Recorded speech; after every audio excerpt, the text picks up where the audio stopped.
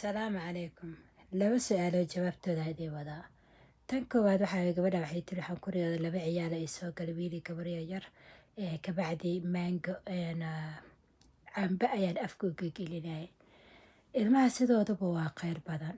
Caruurta hadday quruxsiin iyo wanaagsiin oo qaabkooda kusoo jiita aad ka heshid waa kheyraad aad u badan. Muuqaal u qaasana waa kasoo sameyn doonaa. Waxaa muhiimada kaloo anaga jeclaystay riyada waxaa weeye cambaha wuxuu tilmaamayaa arsaaqad noocay doontaba ahaato.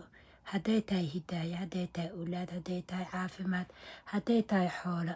Sidoo kale wuxuu tilmaamayaa tijaaro ganacsi faa'iidooyinkiisa leh iyo xoolo xalaal ah. Acmaal saalix uu tilmaamayaa. Wallaahu yaclam. Gabadha waxay tiri waxaan ku riyooday hooyadii aabihii oo gurigood biyo la'aan ah anoo biyo u keenay hal meelna misla joogno. ربما أديك والد كاك أتكو عاوين دون حاجة ماديا وايو بيها وحالو فسرها حولا لو فسرها إن أديك حولا أرورين دون أدي وحيلين دون تد مساعد نعم جيبك أتكو عاوين دون تد والله يعلم.